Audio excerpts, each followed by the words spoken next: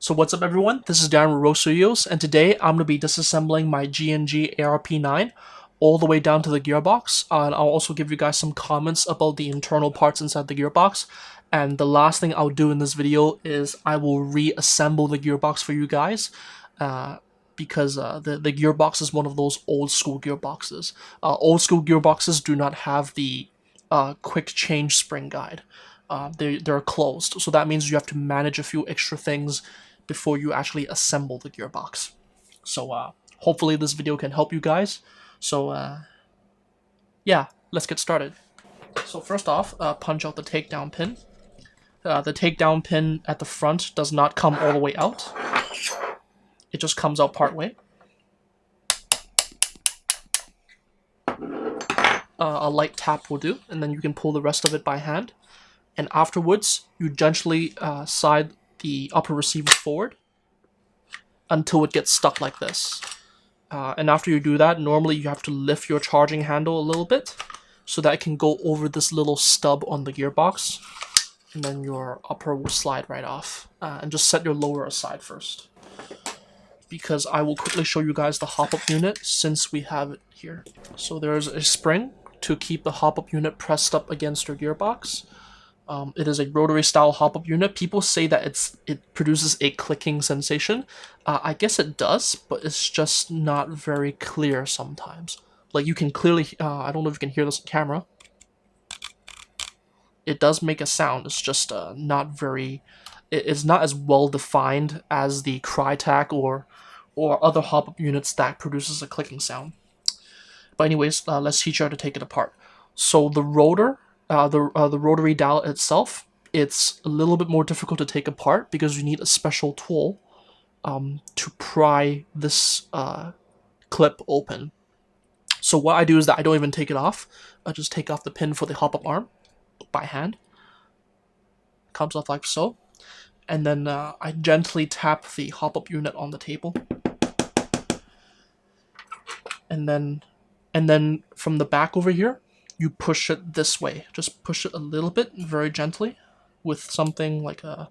You don't have to use a tweezer, you can use anything really. And then the hop-up arm will just come out. The reason why you push it forward is because there's a notch there. You can see it right there, that hooks onto the hop-up dial. That's the reason why you push it forward, so it slides out of that area. Note that there is a spring for the hop-up arm, so just make sure you take that out as well. I'll set all these parts aside first. Make sure you manage your parts carefully. So I'm going to take out the spring right now. It's not glued in, it's just hanging there with a little bit of grease. G&G uses grease to retain most of their springs. And then after you do that, you can start popping off your C-clip. So up to this point, the takedown is just like your usual hop-up chamber. So gently slide your inner barrel forward. Don't be too rough, because you don't want to tear the hop-up rubber. Because the hop-up rubber can sometimes get caught. So when you get to this part, make sure the hop-up rubber does not get snagged on this area of the chamber. Which you see that mine's is getting snagged slightly. So I'm going to push the inner barrel back in a little bit, and then make sure that the rubber can go and make it through this bridge on your hop-up chamber. And then it should slide off like that. So that's your brass stabilizer. This is your hop-up rubber. The hop-up rubber is actually quite stiff. It has the old style, I think people call this a W or M nub. I can't exactly remember the name. Sort of reminds me of a PDI, sort of.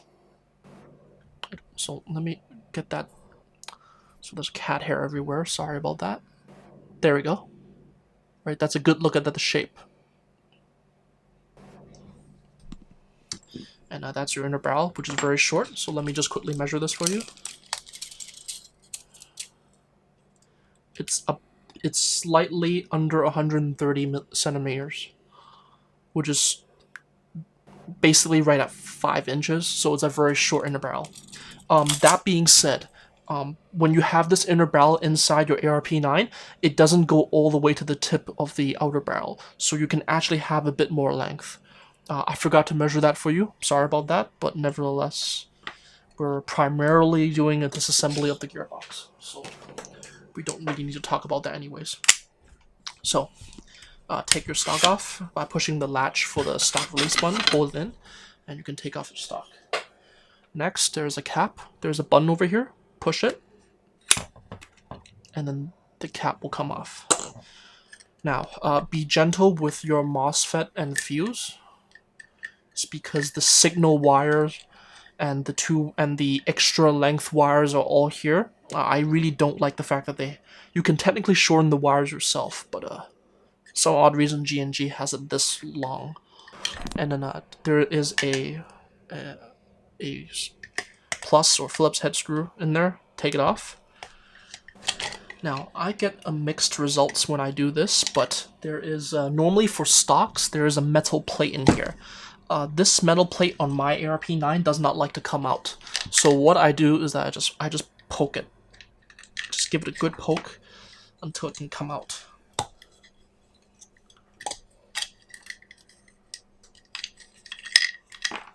And then that's the metal plate that for your screw that goes like that and holds the back of the unit in. So set that aside. And now you can gently weave your MOSFET and your fuse through the stock unit, through the battery compartment. Don't, again, be gentle, because even though the gun is cheap, you should take good care of it anyways. Next, remove the small components that's easy to take off, such as your bolt catch. There is a spring underneath, so just gently push out the pin.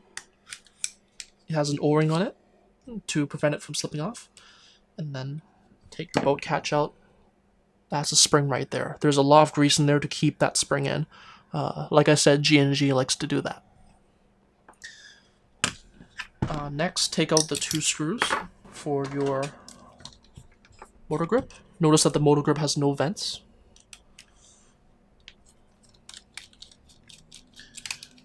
As a side note, I don't know if any manufacturers will ever look at these kinds of videos. It would be great if everyone can just use Allen keys to adjust the motor height. And the reason why is because flatheads I just don't really like flatheads, especially when you strip them. Sometimes you can strip them. In the old style motor grips, the flathead used to be like super wide. I have no idea why. Never like that, but anyways, that's the motor grip. That's the configuration of the wires. The red wire is on the forward side of the grip, wraps around like that. The black is over here is at the back, so it's quite normal. And then that's your G&G 25K motor. This is not a very strong motor. People call this a high torque motor. Yes, it does have a bit of torque to it. You can tell by just me turning it. There's a bit of a snap to it. It's also slightly hard to turn. So yes, this is somewhat of a high torque motor. It's not bad, but I want you guys to see something. Notice how it can overspin a little bit. So overall, yes, it is a high torque motor. It's just not super strong. Relative to the high torque aftermarket cheap high torque motors that you can buy nowadays, this is weak in my opinion, but it's not bad. I can clearly see why some people put slightly stronger springs in their ARP9 and still have it run okay, albeit a little bit slow on the trigger response. The motor can technically pull it, just I wouldn't put too strong of a spring using this motor. Next, take out the 2 screws on your motor grip. There's just 2. Make sure you don't strip them. And second screw. So the second screw is still in the motor grip. Weave your spade, not your spade connectors, your motor connectors carefully through the grip. Don't break them. So they're clear, and there's one screw left in here, and that's your pistol grip. Now, normally for an M4, you have to remove the magazine catch. In this case, you do not have to. You can just leave this here. I don't think anyone will ever take out their mag catch for their ARP9. However, for me, I might take it apart later, is because can you hear this? It's pretty loud. Some people like to add a piece of small little buffer, like padding, so that when it hits the plastic, it doesn't produce that loud sound. I'm going to do that later, but I'm not going to do it now. But that's something that you can look forward to if you want to work on that. Punch out your gearbox pin from the right side.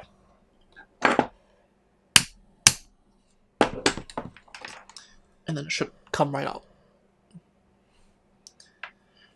And the last pin to take out is the rear pin, which you can take off with your own hands. And after this point, you can just slowly take the gearbox out. The wires here, because there's a signal wire and 2 wires here, it's a little bit stiff, so when you take it out, don't just yank up, move it forwards a bit until the trigger clears the receiver, because you don't want to damage your wires. And then that right here is your lower receiver. So that's your lower receiver. I really like the gray receiver. Now, this is the main part of the video, which is the gearbox. I will first disassemble everything, and then we will look at the individual components after I've taken apart everything. I will reassemble the gearbox also. So this video might be a little bit long. I apologize ahead of time for that.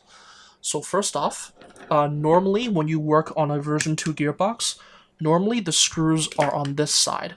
And then after that, you can just poke the anti-reversal latch and your bevel, spur, and sector gear so that you can sort of lift it off. In this case, the screws are on the other side. So you have to start here, which is a little bit unusual.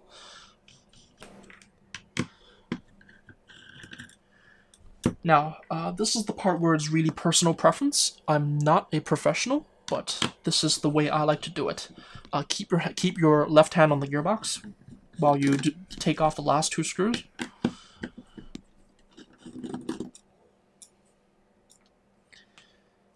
And then what you do is that you hold the gearbox like this, and then you flip it over.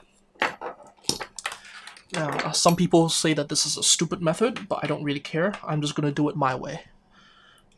Because it feels simpler if you do it my way. Now, what I normally do is that I inch the gearbox slightly on the bottom side, slightly off. And I take a small tool to punch the sector gear, spur gear, bevel gear, anti-reversal latch, and also the trigger down. Now, after you do that, this is the old school method. The old school method is you need a tool to hold the spring guide down, like so. So you hold it down with your left hand, and afterwards, what you can do is that use your left hand to hold the cylinder and the tool that you're using to hold the spring guide. Gently lift the gearbox up. Now, after you lift it up, transition your hand over, and that right there is your upper half of your gearbox. The shims in this case, normally you have to transfer the shims from here over back to here. In this case, the shims stayed on, so I don't have to move anything. So there's no shims here. Now, after you do this, release tension on your spring. And that right there is how you disassemble your old school style of gearbox. So the shell, there is a bit of grease when you first open your ARP9. There's not a whole lot. Most of the grease is on the gears, and there's just a little bit of residual around the bushings, around the copper bushings. There's honestly not a lot of grease in this gearbox, which is I guess is a good and bad thing. As long as there's some on the gears, I'm fine. I'm not going to say that this is a bad thing. It's just something that's worth noting. So that's your upper half of your gearbox. Set that aside. And now release some of the spring tension that's on your gear, the rest of the small stuff, like your tappet plate spring. So you can start managing it. Now take off your spring guide and your spring. It's not made out of plastic, I don't think. I think this part is steel because this is where your screw goes in. In many ways, you're sort of locked into using this because you need this for the screw for the back. There is a plastic spacer that's on the spring guide. And that's just your spring right there. And then take your cylinder, nozzle, piston, and your tappet plate all off in one go. Manage your tappet plate spring so you don't drop it or lose it. Set it aside.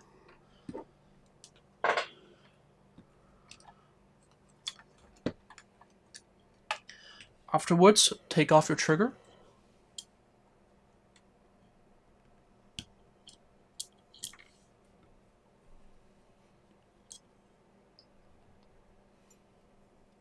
Notice the trigger looks a little bit odd, and that's because the GNG ETU system has a little switch here. You can sort of hear this on camera. It's pretty loud. It's a pretty nice switch. However, all the GNGs, they have a lot of take-up before you hit the trigger. There's like an absurd amount of take-up. So sometimes the trigger doesn't feel very nice, but the activation point of the trigger feels nice because there's a click to it. So that's... actually, the GNG ETU system is okay, I would say. Not the best in the world, but good enough. Next, take off your sector gear. There's shims here, so make sure they go with the gear. Don't lose track of it. And then I take out my bevel gear. There's no shims on the top side of my bevel gear. I don't know why, but there's a shim at the bottom. Maybe they didn't need it. I don't know. I did not check their shimming. Your anti-reversal latch. Don't use this anti-reversal latch if you intend to swap the gears. If you intend to swap the gears, buy a new anti-reversal latch because this thing can break. It will crack. I've seen it happen many times. And this is the GNG spur gear. Transfer your shim over. And that's it. So that's basically most of your parts managed. We will also take out the wiring for you. Now, this is the part where sometimes people like to pry. You see these two little silver clips? You can pry these two silver clips off. Whoops, sorry about that. My camera ran out of battery. Anyways, as I was saying, so the clips, these clips right here, when you first take your GNG ARP9 out of the box and disassemble your gearbox, these things will be very difficult to take out. If you need to work on your wiring and you need to take these out, I recommend you to use needle nose pliers to pull these clips off.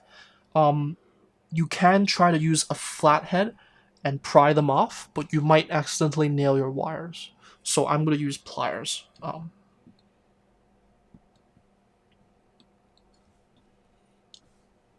one of them is already loose. It's because I've taken this apart before.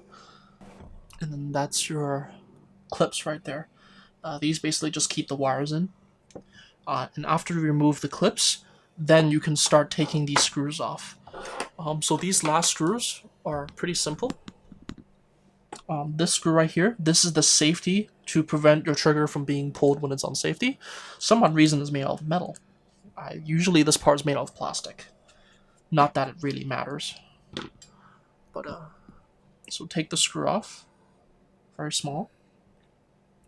And then you lift it off with its spring. There's a spring here that goes with it. Right there. So how it works is that when you reinstall it, this arm sits on the wall of the gearbox. So set that aside. And next, you take the screw for their unit.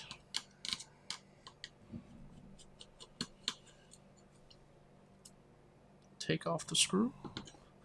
And at first, this thing doesn't look like it will come off. It can come off, so just wiggle it. Just wiggle it a bit, and then it will come off.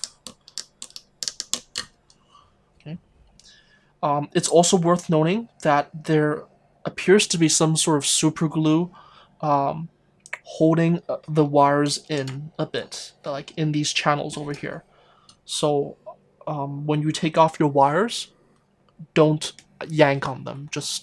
Gently, just gently take them out of the slot. There's a bit of glue here.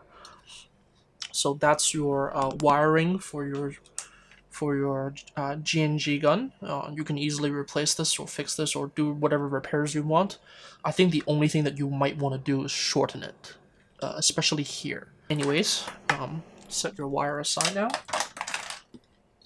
And the last part is your oh sorry, this part is for your safety as well.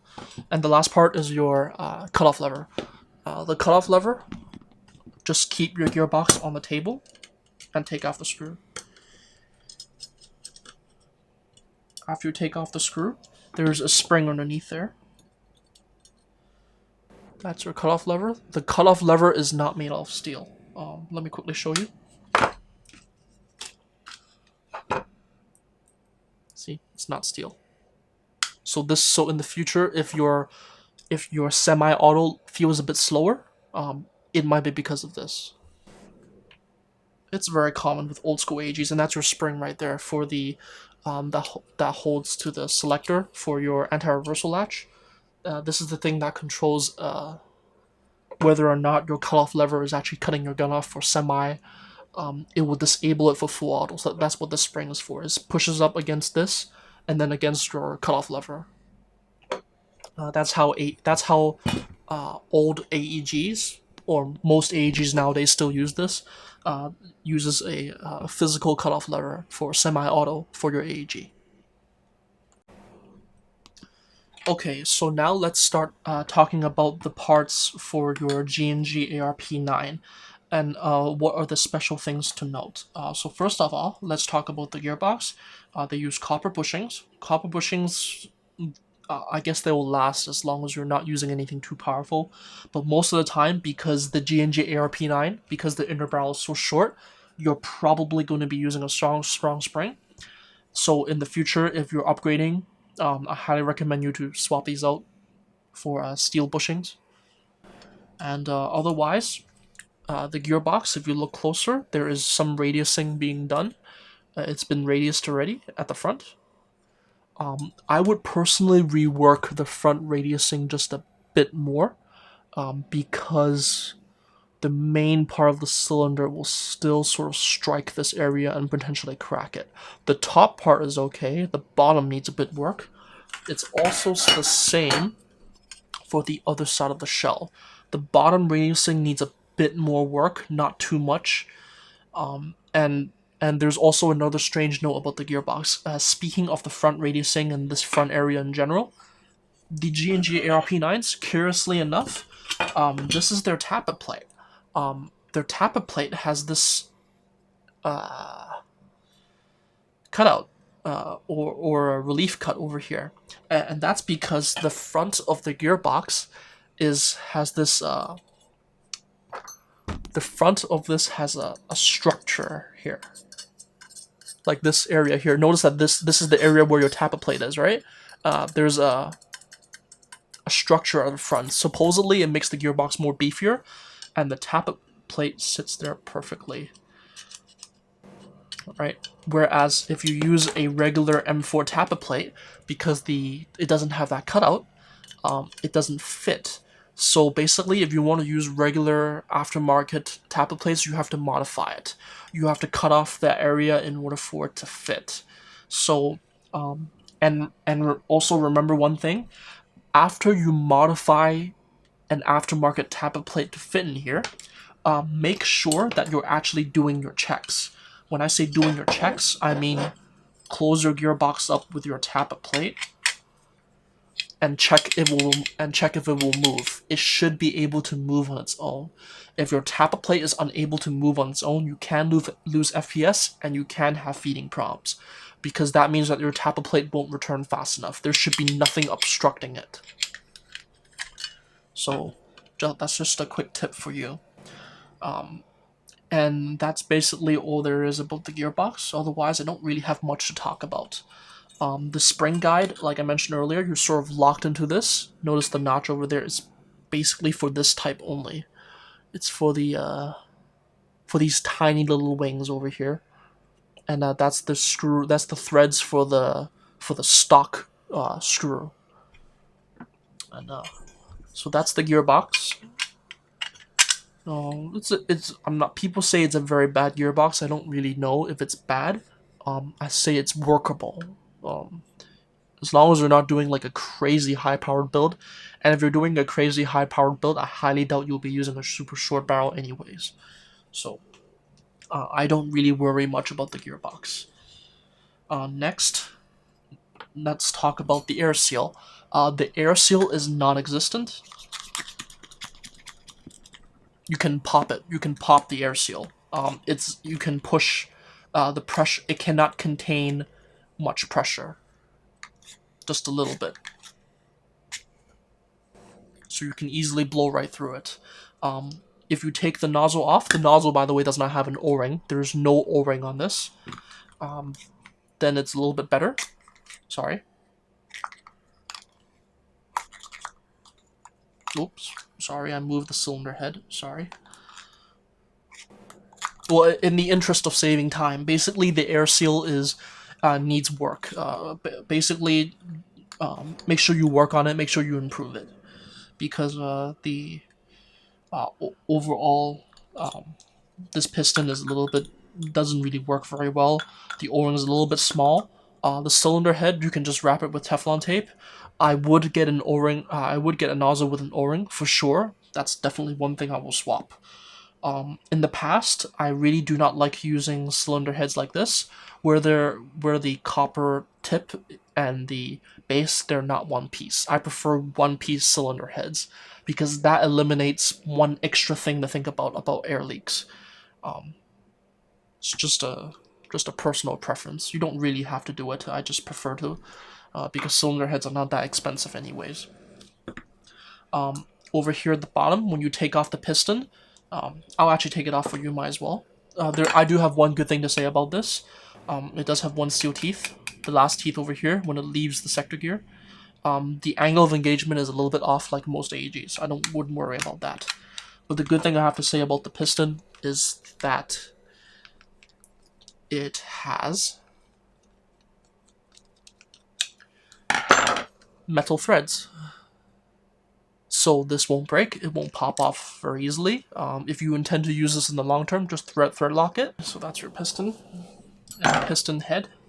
Next is your trigger. Not much to talk about. It works. It's specifically for the G&G ETU that has a button. The backside over here, make sure you don't damage this. This is for your selector. And that's the micro switch or button for pulling the trigger. The gears are okay, I guess. The gears, there are 5 notches for the anti-reversal latch. That's fine. It's a stock gear, not much to talk about. I should check the shimming, I guess, but I didn't check the shimming is because it's the stock gears. Everything here is stock, as you would get it from G&G. Personally, if you intend to use a gun in the long term, I would recommend you to reshim your gun anyways. So I generally don't look at shimming, just because I redo it anyways. And that's basically it about the gearbox. There's really not much else to talk about. So up to this point in the video, I'm going to teach you guys how to reassemble the gearbox. If you already know how, you don't have to watch this. You can stop watching up to this point. But I will show people how to reassemble the gearbox, simply because some people have trouble closing it. So, the first thing you do is install your cutoff lever without the spring, because you can reinstall the spring later. Just put that on.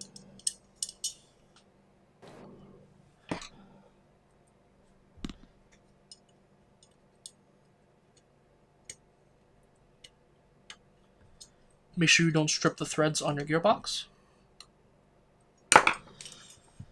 Then afterwards, install your spring for your cutoff lever. Okay. Next, install your your switch. So there's a post here. Don't be too rough with it. Just lift your cowl lever off a bit, and then carefully position your board, and then screw it in.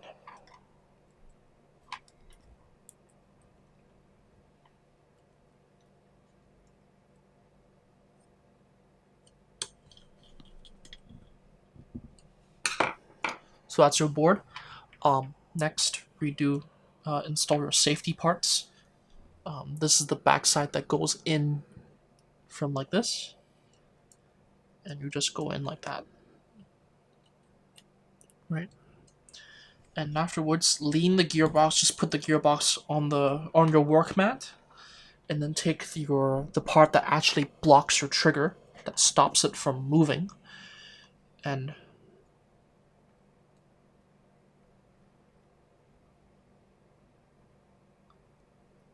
have it in this position right here as you see it. Just copy what I do. And then this arm that sticks out touches the wall of the gearbox. So as you install it into the gearbox, oops, sorry. I'm going to lift the gearbox up so you guys can see it.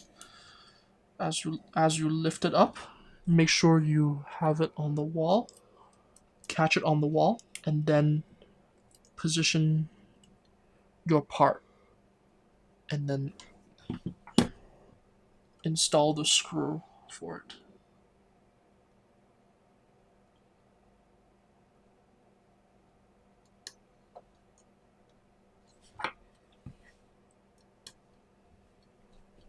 Sorry, the camera is right in front of my face, so there's certain parts of the video where I have to take a look at what I'm doing. Anyways, so that's your safety right there. And next, put your wires in. Be somewhat gentle. Just work on keeping the wires as still as they can. The wire with the heat shrink, which is for your data cable, be very gentle with this data cable, because this data cable, if one wire gets damaged, your whole thing will not work.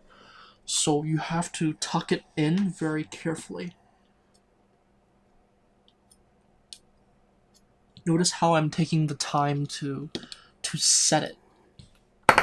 And then after you set it, you lay your red wire first, like so. Just follow the bend of your red wire, and then have your top black wire on top.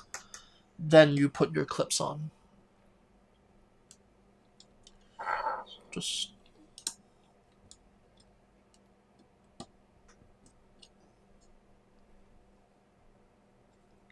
so I put one there, and then there's one at the bottom, which goes in right here.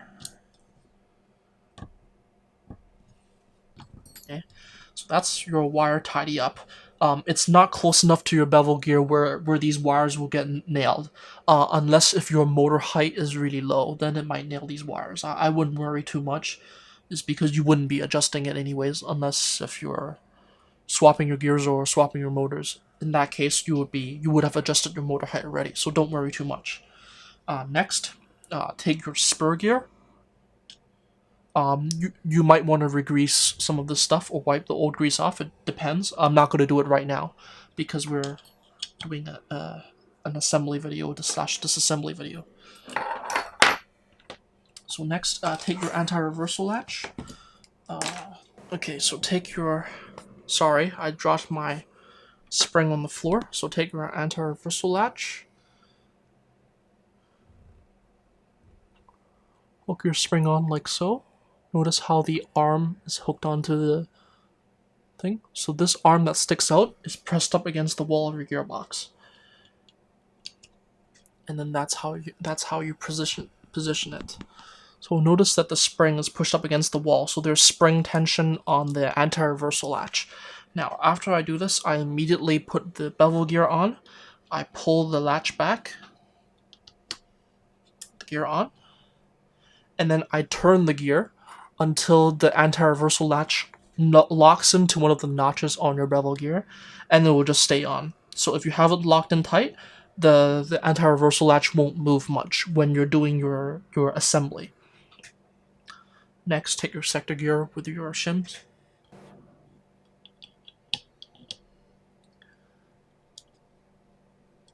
Put it roughly in that position, and the reason why is because this notch over here is for the tappet plate. You don't need the tappet plate to be to be pushed up against that. So that's why I try to move it here. So when you put your tappet plate back on, it's not resting on it. Right? If this thing was here, it will get in the way. Next, take your nozzle. Be more organized than I am, please. Your nozzle, be sure it's on properly.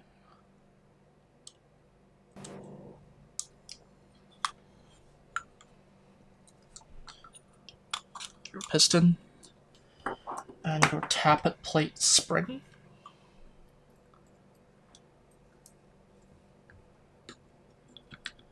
Install it.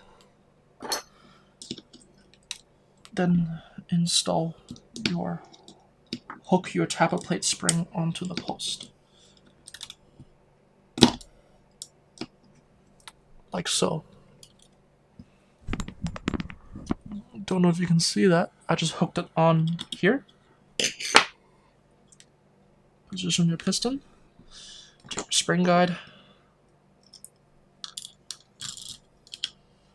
Next is your trigger with your trigger spring.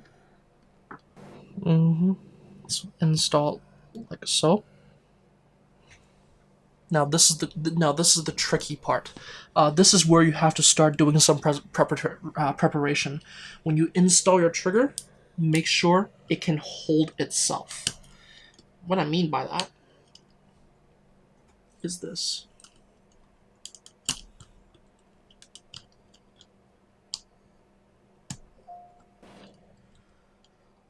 Make sure your trigger can hold itself into its own slot. Okay. So now your anti-reversal latch, your trigger, your tappet plate spring, it's all in. Now this is the tricky part. You have to take your other half of your gearbox shell and close everything. So I don't really have a special trick other than to do it the reverse way, which is the reverse way of how I showed you guys initially, which is compress the spring and then seat the spring in. So now it's seated in. Move everything to your left hand. Take your right hand. Take the gearbox shell. Start with the front because the front is the easiest. Front like this. And then slowly transition your fingers and hands over. And if the safety, can you see the safety is somewhat off? Use the gearbox to pull it back. And then close your gearbox. Now, if the trigger and the gears are not lined up, what you can do is use a tweezer or any poking tool to line your stuff up. And this helps you reposition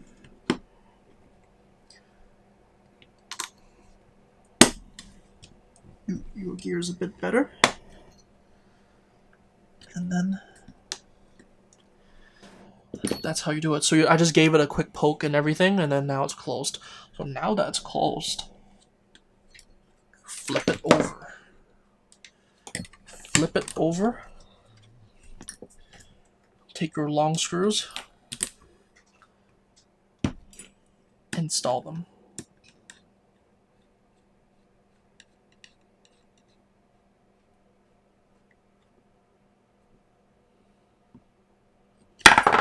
Oops, sorry about the noise. So sorry.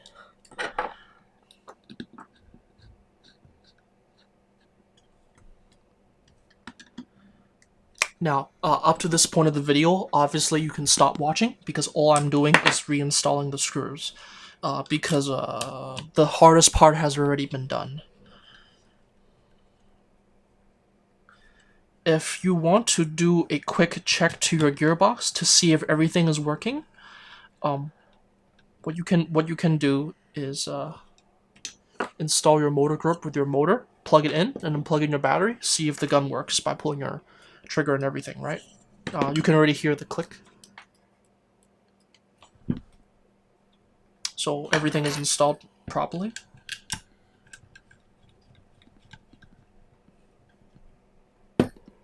All the screws are just finger tight. You don't have to tighten them by much. If you whenever you're shimming, make sure the way that you tighten your screws is consistent.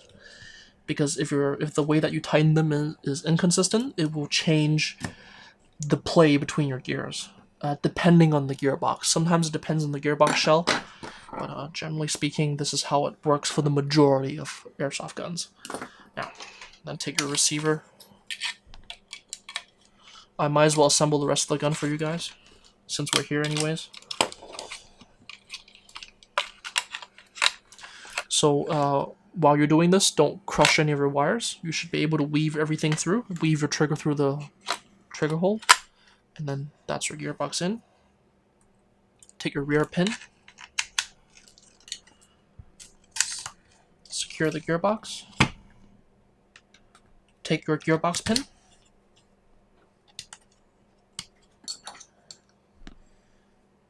And center it.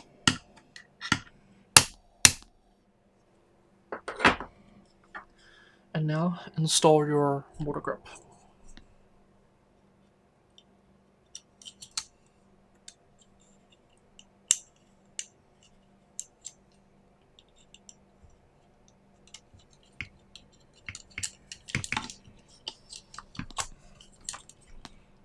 And then install your screws for your motor grip. I go top left and bottom right.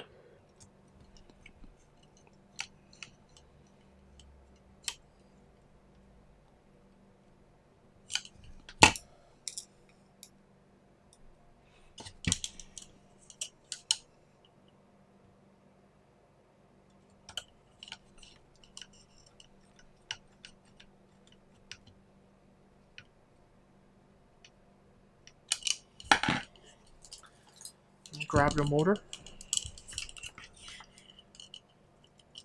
Have the red wire wrap around. The red positive side is facing down. The negative side is facing up in this video. Actually, wait. I am filming this upside down, so is that right? Oh well, basically just memorize the way I'm doing it, because you can just pretend that you're holding the gun the exact same way I am, and just orient yourself around that. So plug in your motor connectors. Don't be too rough with them. Take your motor plate. On.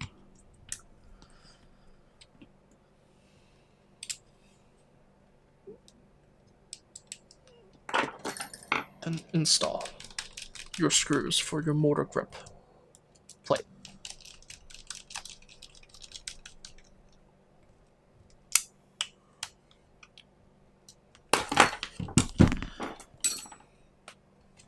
Your bolt catch.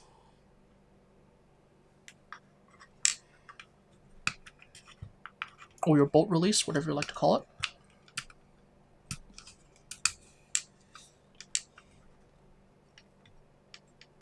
Okay, so there's tension on that. And now, this is a little bit tricky for me.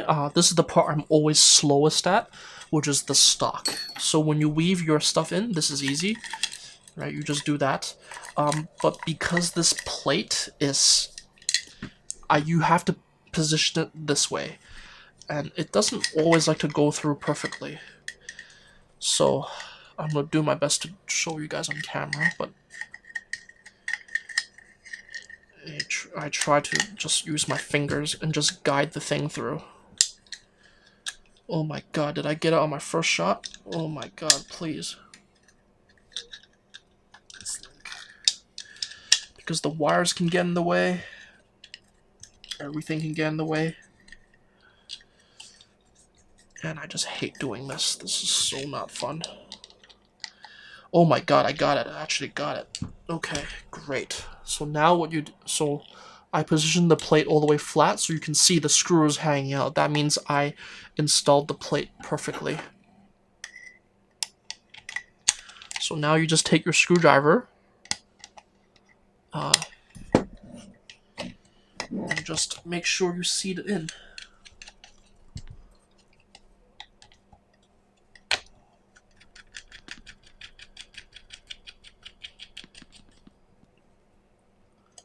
Oh my god, normally I take a lot longer than that because this stupid thing is really annoying. So that's your wires in, that's your cap.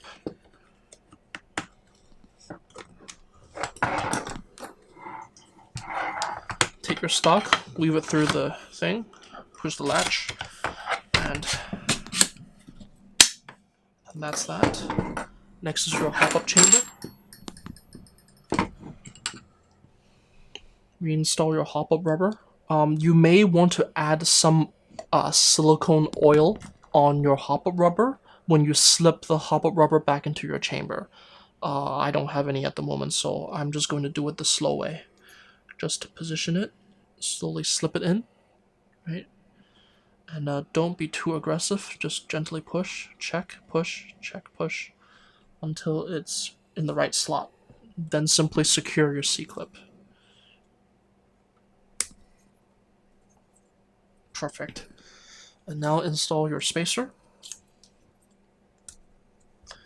And this is another tricky part, which is the spring. So install your spring first. There's an area where it sits. And next, take your AEG tensioner. This accepts regular AEG tensioners. So basically, you can buy a Prometheus Bridge or a Maple Leaf Omega and it will all fit. And favor it forwards. After you favor it forwards, angle it in, and you hope you get it in right. If you get it in your first shot, you will know because the arm will sit perfectly aligned. So notice, so it's the reverse way. You go front and then push the notch into the hop-up dial. After you do that,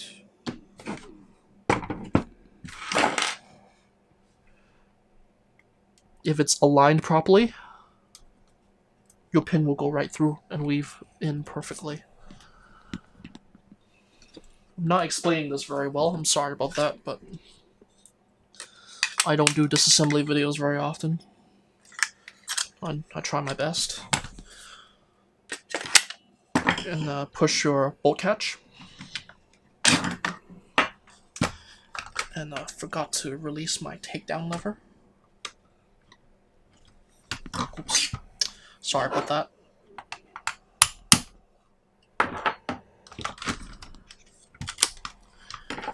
And then be gentle with your hop-up rubber, with your hop-up chamber. Align it. Make sure the charging handle goes over the notch, like so.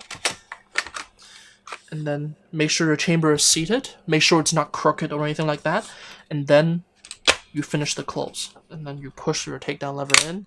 And that's your whole ARP9 assembled. It's very straightforward. The most complicated part is closing the gearbox, in my opinion. So I hope you guys enjoyed the video. Let me know what you guys think. Please feel free to comment, like, and subscribe. I also have a Facebook page and store, which you can check out. All the links are in the description box below. We're actually doing a Christmas sale right now.